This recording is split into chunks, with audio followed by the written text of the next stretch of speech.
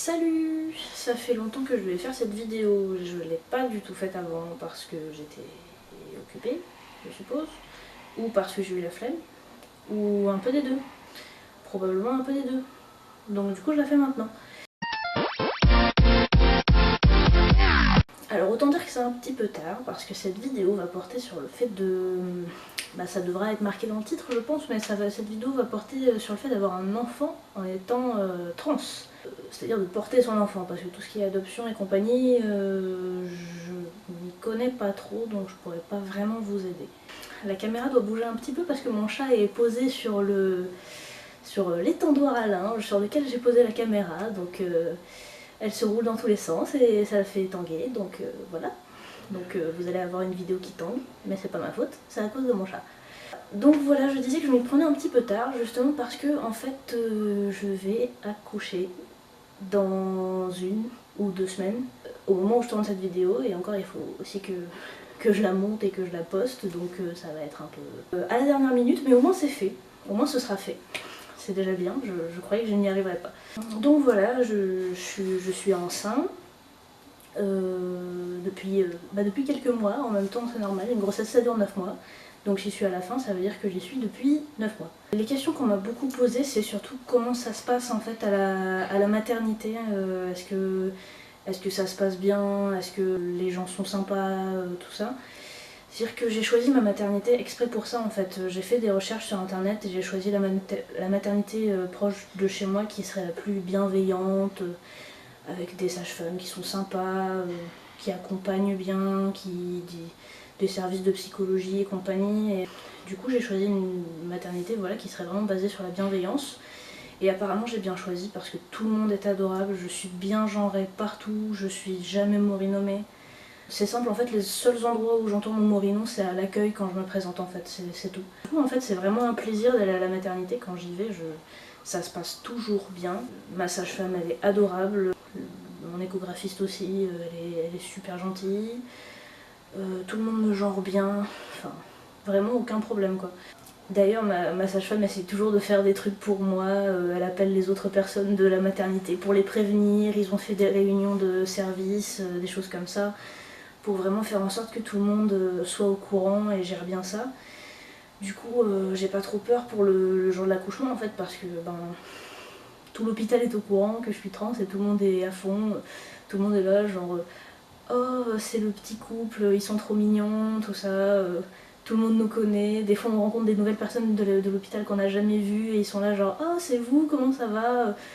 Oui mais on ne vous connaît pas en fait, qui êtes-vous?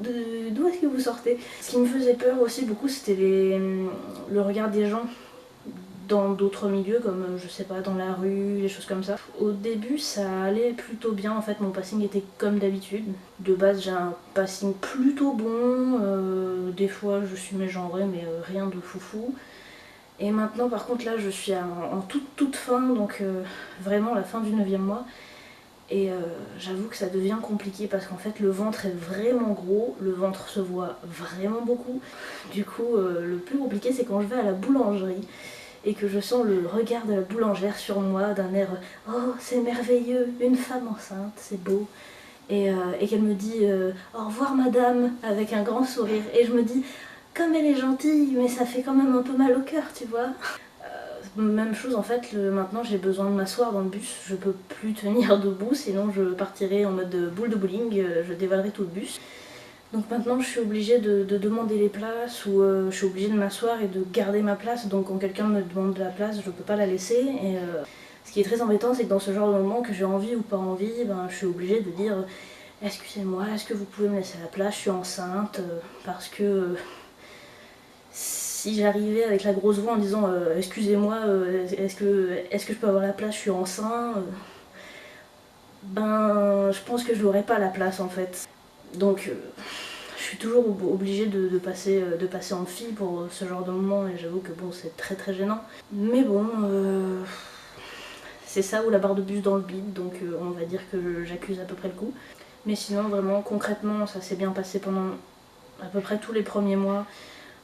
En fait de base je suis assez gros, donc du coup en fait le ventre se voyait pas, c'est-à-dire qu'on aurait juste dit que j'étais plus gros qu'avant. Sur quelqu'un de plus mince, je pense que le ventre ça ressort, ça fait une personne mince avec un gros ventre. Tout de suite ça doit faire un peu bizarre je pense. Mais sur moi, vu que de base je suis vraiment large, du coup le ventre se voit moyennement en fait. Mais là j'en suis vraiment arrivée à un point où le ventre ressort, quoi. Vraiment on voit que c'est un ventre de grossesse, c'est plus juste un gros ventre de quelqu'un d'un peu gros. Donc du coup voilà, je suis obligée d'être à peu près tout le temps out. Je peux plus vraiment porter de barbe comme je veux, tout ça, parce que j'ai un peu peur aussi de comment on va me regarder, de comment je vais passer. Donc du coup des fois c'est un peu compliqué quoi. Mais concrètement franchement pour l'ensemble de la grossesse ça a été vraiment nickel là-dessus.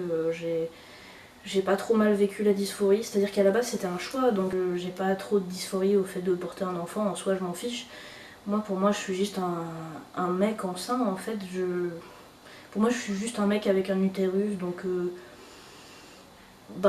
quitte à avoir un utérus autant s'en servir, ça me gêne pas quoi. Vraiment dans l'idée ça me gêne pas du tout, au contraire je suis content quand je vois le ventre qui s'arrondit, quand je sens les coups. Je suis content de voir que le bébé grandit bien, que tout va bien. Ce qui a été plus compliqué c'est pour le torse, parce que je suis très dysphorique au niveau du torse, mais concrètement même chose, c'était pas si horrible que ça au final, ça grossit mais pas de façon énorme. Donc franchement c'était pas la mort quoi, c'est pas si compliqué. Le lait ça coule pas de façon fantastique non plus, je veux dire à la limite on va avoir une goutte tous les 3 jours, ça va faire une tache sur un t-shirt, c'est vraiment pas grand chose, surtout quand on porte le binder en fait, parce que du coup c'est le binder qui va être un peu mouillé et le t-shirt pas du tout. Dans l'idée ça me gêne pas du tout quoi, c'est vraiment au niveau dysphorie sociale que parfois c'est un petit peu compliqué. Du coup en soi la grossesse en étant trans c'est un sujet qui est vraiment très peu abordé. Je pense que après avoir fait cette vidéo, il y aura des questions, des choses comme ça. Sauf si ça fait un énorme flop et que personne ne réagit, personne ne voit la vidéo, tant pis. Mais je pense qu'il y aura un minimum de questions et de choses comme ça. Moi ça me dérange pas du tout d'y répondre. Les questions auxquelles j'ai moyennement envie de répondre en général, c'est celles qui concernent la prise de médicaments, de testostérone, opérations et compagnie, parce que j'en ai déjà parlé par le passé. Mais c'est surtout que maintenant, c'est des questions qu'on me pose beaucoup et je trouve que ça relève quand même un petit peu du domaine du privé. C'est quand même un traitement... c'est un traitement médical en fait, la prise de thé, du coup...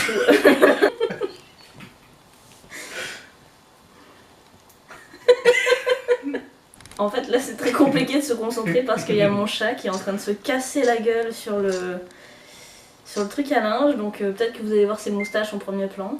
C'est assez rigolo. Elle essaye de descendre. Gabi a réussi à descendre de l'étendage, donc maintenant j'ai un petit peu peur du cadrage, juste parce qu'elle a un peu défoncé l'appareil photo. Donc voilà l'intéressé. Bonjour Gabi. Voilà, ce problème est réglé, Gabi ne nous embêtera plus. Ou alors elle nous embêtera 2 fois plus parce que du coup elle n'est plus en train de ne rien foutre sur le truc à linge. S'il y a des questions, des choses comme ça auxquelles qui vous viennent ou que vous avez envie de discuter de ça parce que je sais pas, si vous voulez porter un enfant dans le futur mais que vous avez des questions perso, que ça vous fait un peu peur ou des choses comme ça, faut pas hésiter à venir en parler en commentaire ou un peu où vous voulez en fait. Je suis assez ouvert au questionnement. On essaye, j'essaye de faire suivre un petit peu la grossesse sur mon compte Twitter. Parce qu'en fait, je sais que le sujet est vraiment pas documenté et ça m'embêterait de vivre ça sans pouvoir un petit peu en parler aussi avec d'autres personnes trans. Donc voilà, si vous avez des questions particulières, des choses qui vous viennent, vous n'hésitez pas à venir en parler. Je ferai probablement une deuxième vidéo déjà pour peut-être répondre à des questions éventuelles qui pourraient être posées.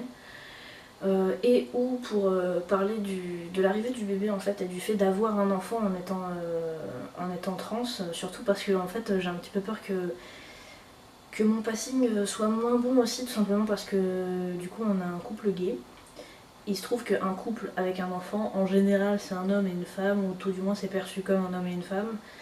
Donc tout de suite, quand je vais me balader avec mon copain et mon bébé, je risque de passer pour la fille du couple en fait. Donc bon, va falloir gérer là-dessus.